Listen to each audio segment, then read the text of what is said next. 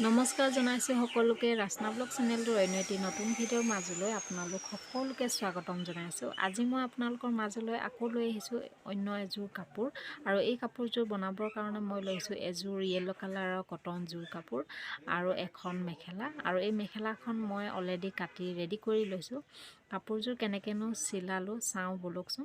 প্ৰথমতে মই মেখেলাখনৰ সৰু সৰু যিখিনি ফুলৰ পটি আছিলে সেইখিনি কাটি ল'লোঁ আৰু মেখেলাখনৰ তলৰ পাৰিত আৰু চাদৰখনত লগাবৰ কাৰণে কাটি ল'লোঁ। এয়া কাপোৰযোৰ মোৰ ৰেডি হৈ গ'ল আৰু অলৰেডি এয়া কাপোৰযোৰৰ কমপ্লিট লুকটো আপোনালোকে চাব পাৰে। কাপোৰযোৰৰ সৰু সৰু যিটো মই মেখেলাখনৰ পটিটো কাটিছিলোঁ আৰু সেই পটিকেইটা মই চাদৰখনৰ পাৰি আৰু আঁচলটোত লগালোঁ আৰু মাজত গেৰ ডিজাইনৰ এনেদৰে দিছোঁ আৰু মেখেলাখনত মই দুটা লেয়াৰত লগাইছোঁ আৰু মেখেলাখন কেনেদৰেনো চিলালোঁ চাওঁ বলকচোন।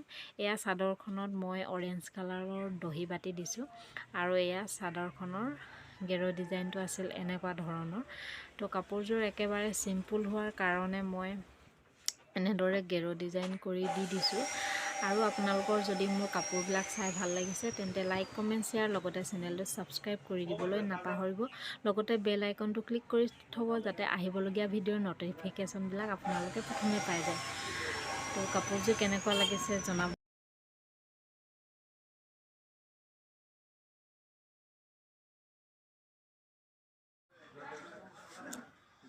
এয়া হৈছে মেখেলাখনো একেবাৰে চিম্পুল হয়, ইমান বেছি ডিজাইন কৰা নাই।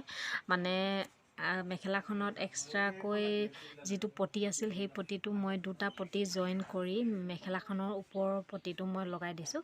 তো আপোনালোকে কেনেকুৱা পালে জনাব। আৰু এইটো হৈছে ব্লাউজত লগাবৰ কাৰণে পটি। তো আজিলৈ আহোঁ ইমানতে, বাই বাই।